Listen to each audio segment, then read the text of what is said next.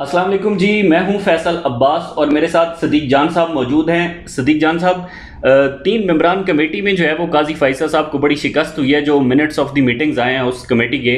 तो अब जो एक्सटेंशन का प्रोग्राम है उसका क्या होगा फिर? देखें, प्रोग्राम ज़ाहिर है, एक तो तासुर ये है कि प्रोग्राम जारी रहा या बढ़ गया। तो तासुर तो यही है कि प्रोग्राम बढ़ गया, लेकिन मेरा ख्याल है एक नई कोशिश का आगाज़ और एक नए मंसूबे का आगाज़ हो गया है और ये बड़ा खौफनाक होगा। और नज़र ये आ रहा है कि काजी साहब और नून लीग ने तय कर लिया है कि हर सूरत में काजी साहब को एक्सटेंशन देनी है और काजी साहब ने भी तय कर लिया कि मैंने एक्सटेंशन लेनी है। देखें, काजी साहब को पहली शिकस्त तो ज़ाहिर है हुई फुल कोर्ट में, जब 8-5 से फैसला वो मखसूस नशस्तों वाला। दूसरी उनको शिकस्त हुई जब वो 4 इठाक जजेस लाना चाहते थे 3 साल के लिए, नहीं हो सका। 2 की मंजूरी हुई, वो भी 1 साल के लिए, और उनमें से भी एक ने रिफ्यूज़ कर दिया था और अब उसको काजी साहब ने मना लिया, मज़हर अली मियां खेल साहब को। क्योंकि वो सिर्फ काजी साहब ने नहीं मनाया बल्कि मियां नवाज शरीफ भी और मरीम नवाज़ भी, डेफिनेटली उन्होंने भी मज़हर अली मियां खेल साहब से रब्ता किया होगा, क्योंकि उसकी वजह यह है कि वो मियां साहब हर सूरत में चाहते थे कि मज़हर अली मियां खेल साहब आएँ। अच्छा। और मियां साहब बहुत लाइक करते हैं मज़हर अली मियां खेल साहब को और बहुत पसंद करते हैं मियां साहब मज़हर अली मियां खेल साहब को। यानी उतना तो पसंद नहीं करते जितना वो सरदार तारिक मसूद साहब को करते हैं, लेकिन बहरहाल उनको भी बहुत ही ज़्यादा पसंद करते हैं मज़हर अली मियां खेल साहब को मियां साहब।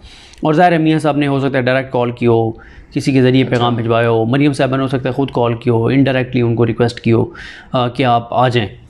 तो कुछ न कुछ तो ऐसा हुआ है, क्योंकि आप ये भी देखें ना कि उस कमेटी के इजलास में जब ये सवाल हुआ कि उनको तनख्वाह मिलेगी नहीं मिलेगी, या वो पेंशन भी लेंगे तनख्वाह भी लेंगे, तो नून लीग ने कहा जी, हम नून लीग के जो नुमाइंदे वहाँ पे थे, वज़ीर कानून और अटॉर्नी जनरल, उन्होंने कहा कि वो पेंशन भी लेंगे, वो तनख्वाह भी लेंगे, और उनको जो रिटायर्ड जजेस वाली इमरात हैं वो भी मिलेंगी और हाजिर सर्विस जजेस वाली इमरात भी मिलेंगी। आप अंदाज़ा लगाएं, मतलब नून लीग अवाम के टैक्स के पैसों से मज़हर अली मियां खेल साहब को और सरदार तारिक मसूद साहब को किस हद तक नवाजना चाहती है कि मियां साहब ने कहा कि जो दे सकते हो इन जजेस को ऑन रिकॉर्ड, तो ये चीज़ है ना जो ऑन रिकॉर्ड है।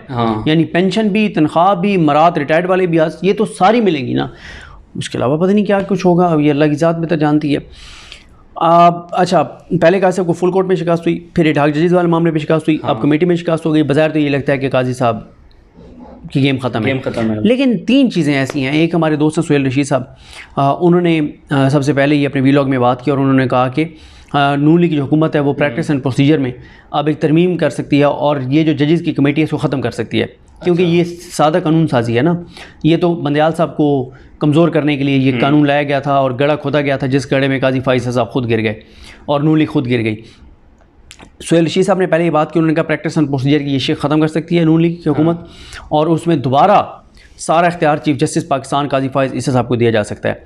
और अगर काजी साहब के पास इख्तियार आता है तो फिर काजी साहब ये कर देंगे कि जी, अब क्योंकि मेरे पास इख्तियार आ गया और मैं पहले ही अपना ओपिनियन दे चुका हूँ कि ये रिव्यू हमें अगले 10 दिन में सुनना चाहिए, तो मैं बतौर अब नए कानून के मुताबिक मेरे पास इख्तियार आ गया, तो मैं अपना वही फ़ैसला दोबारा दे रहा हूँ और कॉज लिस्ट जारी कर रहा हूँ और तमाम जजेस की छुट्टियाँ मनसूख कर रहा हूँ और तलब कर रहा हूँ और ये सारे आ जाएँ। तो ये एक बहुत बड़ा तमाशा जो है वो खुल जाएगा, शुरू हो जाएगा, बहुत बड़ा तमाशा। और ये बड़ा ख़तरनाक प्लान है इस वक्त नून लीग और काजी। मतलब पहले तो वो प्रैक्टिस एंड प्रोसीजर एक्ट में वो लेके इसीलिए आए कि भाई सारे जो इख्तियारात हैं वो चीफ जस्टिस के पास नहीं होने चाहिए। हाँ जी, वो तो फिर यही है ना कि मर्जी के मुताबिक जो चाहें ये कानून साजी करते जाए। हाँ, वो तो यही हो रहा है। ये जो आए ये मुल्क के लिए थोड़ी आए हैं, इनको इक़्तिदार में मुल्क के लिए थोड़ी लाया गया। इनको तो इक़्तिदार में लाया गया है, करप्शन लूट मार इनका ज़ाती मामला था और डिलीवर इन्होंने करना था इमरान खान के ख़िलाफ़ और पाकिस्तान के ख़िलाफ़, तो ये तो इसलिए लाए गए। तो अब इसमें यह एक तो ये चीज़ चल रही है। फिर उन्होंने मोहम्मद इशफाक साहब ने ट्वीट किया, वो ये कहते हैं कि 2 और जजेस इसमें डाल रहे हैं, लेकिन मैं कहता 2 और जजेस डालें तब भी अक्सरियत का सबको हासिल नहीं होगी, क्योंकि उसमें याही अफरीदी साहब और अमीनुद्दीन खान साहब आएंगे। तो अमीनुद्दीन खान साहब काजी साहब के साथ जाएंगे, याही अफरीदी साहब काजी साहब के साथ हर मामले में नहीं जाएंगे, वो 50-50 है, कोई पता नहीं है। पता चले कि उन्होंने बिल्कुल अलग व्यू लिया है, अच्छा ठीक है, लेकिन उसमें भी मसला ये होगा कि उन्होंने अलग व्यू ली है काजी साहब और अमीनुद्दीन खान साहब ने एक भी। हाँ, तो ये एक अजीब सी कन्फ्यूजन रहेगी, पता नहीं फिर क्या होगा, फिर पता नहीं, फिर उसके बाद एक और जज के पास जाएगा, अजीब से एक तमाशा लग जाएगा। ये तो तरमीम है, इस तरमीम के ज़रिए ऐसा हो सकता है कि 2 जजेस और लाए जाएं। जी, प्रैक्टिस एंड प्रोसीजर में कानून में तरमीम करनी, आइन में तरमीम थोड़ी करनी है। अच्छा। और जब मुनीब अख्तर साहब वगैरह का तो व्यू ही ये था कि ये आप कानून साजी के ज़रिए कर ही नहीं सकता, वही तमाशा होगा ना। उस वक्त काजी साहब को गेम इन करने के लिए जो है वो प्रैक्टिस प्रोसीजर लाया गया था। अब काजी साहब को गेम में वापस लाने के लिए प्रैक्टिस प्रोसीजर में एक और तरमीम कर दी जाएगी। और एक तो ये बात चल रही है। दूसरी बात ये चल रही है कि वो जो काजी साहब 63A वाला मामला लगाना चाहते थे, उसमें यह है कि सितंबर में काजी साहब उसको लगाएंगे और सितंबर में लगा के और सुप्रीम कोर्ट का वो फैसला ख़त्म कर दिया जाएगा जो था लोटा क्रेसी के ख़िलाफ़, कि जो लोटा बन के वोट देगा अपनी पार्टी की 4 जगहों पे आइनी तरमीम में, वज़ीर आज़म के इंतखाब में, अदम एतमाद में और बजट में, तो वो ना वोट काउंट होगा ना वो, और वो डी-सीट भी हो जाएगा। तो वो फ़ैसला कलअदम हो जाएगा और ये इख्तियार दे दिया जाएगा कि आप लोटा बन सकते हैं, आप वोट डाल सकते हैं, वोट अब काउंट होगा लेकिन आप डी-सीट हो जाएंगे। तो ये है दूसरा प्लान। ये जो उन्होंने मिनट्स ऑफ द मीटिंग्स में लिखा भी है काजी साहब ने। जी। तो ये ज़्यादा संजीदा है कि ये लगाएं तेरे से डे वाला, और इसमें वो सुप्रीम कोर्ट का फैसला कलअदम करें जो मुनीब अख्तर साहब ने लिखा था, जिसमें मुनीब अख्तर साहब थे, इजाज़ुल एहसन साहब थे, बंदियाल साहब थे, इन 3 का फैसला था और 2 ने उस वक्त भी इख्तिलाफ़ किया था, एक जमाल खान मुदखिल साहब ने और एक मज़हर आलम मियां खिल साहब ने। तीसरा जो प्लान है वो ये है कि काजी साहब ने एक फ़ैसला देना है रिकाउंट वाला। वो काजी साहब ऐसा फ़ैसला दे रिकाउंट वाला कि इलेक्शन कमीशन को ऐसा इख्तियार दे दें कि वो रिकाउंट धड़ अलाउ करते जाएं। और रिकाउंट में जब रिकाउंट होगा तो वो डबल स्टैंप लगा के और 15-20 हज़ार PTI के वोट ज़ाया, और कम से कम 10 से 15 सीटें जो है वो रिकाउंट के नाम पे ले ली जाएँ, बिल्कुल PTI से लेके और नून लीग को दे दी जाए। तो ये भी एक प्लान है। देखें इस वक्त जो कहीं पे मीटिंग हुई है वहाँ पे मुख्तलिफ ऑप्शंस डिस्कस हुए हैं, लेकिन एक बात तो वहाँ तय हुई है कि ऐसा नहीं है कि काजी साहब की एक्सटेंशन का मामला ख़त्म हो गया, ऐसा नहीं है। यही फैसला हुआ है कि काजी साहब को एक्सटेंशन देने के लिए नए ऑप्शंस तलाश किए जाएँ, नई चीज़ों पे काम किया जाए, और कुछ भी हो जाए हमने काजी साहब को एक्सटेंशन देनी है। गो के मुझे लगता नहीं है कि इतना आसान होगा, क्योंकि ये जो अब आइन के ऊपर ही हमला करने जा रहे हैं, शबखून मारने जा रहे हैं, जो खिलवाड़ करने जा रहे हैं, उसका बड़ा नुकसान होगा और बड़ी एक मूवमेंट शुरू हो जाएगी। और मैं आपको बताऊं, ये जो PTI की बाहर कमज़ोर और कंप्रोमाइज़ लीडरशिप है ना, इनके पास भी टाइम थोड़ा रह गया। अच्छा, इनके पास भी थोड़ा टाइम रह गया, और इनके पास टाइम थोड़ा इसलिए रह गया कि आप देखेंगे कि इमरान खान अब जल्द जो है वो ऐसी कॉल दे देंगे और इमरान खान ऐसी बात कर देंगे जिसके बाद इनके पास ये जो बाहर कमज़ोर करप्ट तो नहीं, कमज़ोर और कंप्रोमाइज़ जो लीडरशिप है ना, इनके पास ऑप्शंस नहीं रह जाएंगे और इमरान खान खुद चीज़ों को इनको कह देंगे कि आप ये चीज़ें करें। तो मेरा ये ख्याल है कि ये प्लान पे अभी दोबारा शुरू हो गया काजी साहब को एक्सटेंशन देने, मतलब किसी भी हद तक जाने का फैसला किया एक्सटेंशन के लिए। बिल्कुल। देखें ख्वाजा आसिफ साहब ने इससे ज़्यादा क्या बता सकते थे, वो कहते हैं कि अक्टूबर में, ये कह रहे हैं कि अक्टूबर में हम टेकअप कर लेंगे जो 8 फरवरी के इंतखाबात वाला केस है।